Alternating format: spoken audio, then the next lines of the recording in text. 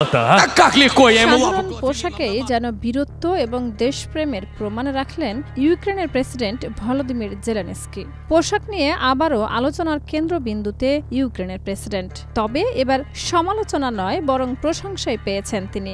যুক্তরাষ্ট্রের president Donald ট্রাম্পের সঙ্গে হোয়াইট হাউসে বৈঠক করতে গিয়ে এমন এক মজার মুহূর্তের সৃষ্টি হয়। সাংবাদিক ব্রায়ান গ্লেন বৈঠকের এক পর্যায়ে জেলেনস্কিকে বলেন, এই পোশাকে আপনাকে অসাধারণ লাগছে। অথচ এই গ্লেনই গত ফেব্রুয়ারিতে ওভাল অফিসে জেলেনস্কির পোশাক নিয়ে কড়া সমালোচনা করেছিলেন। সেই প্রসঙ্গ টেনে ট্রাম্প হেসে বলেন, এই সাংবাদিকই কিন্তু আগে আপনাকে পোশাক নিয়ে কটাক্ষ করেছিলেন। তার কথায় পুরো ঘরে হাসির রোল পড়ে যায়।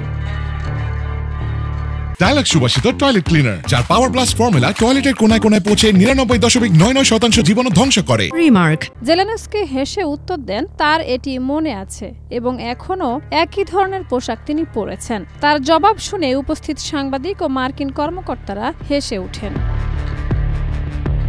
গত ফেব্রুয়ারিতে জেলেনস্কির সামরিক পোশাক নিয়ে প্রশ্ন তুলে গ্লেন বলেছিলেন, আপনি আমেরিকার সর্বোচ্চ অফিসে এসেছেন, অথচ স্যুট পরেননি কেন? আপনার কি স্যুট নেই?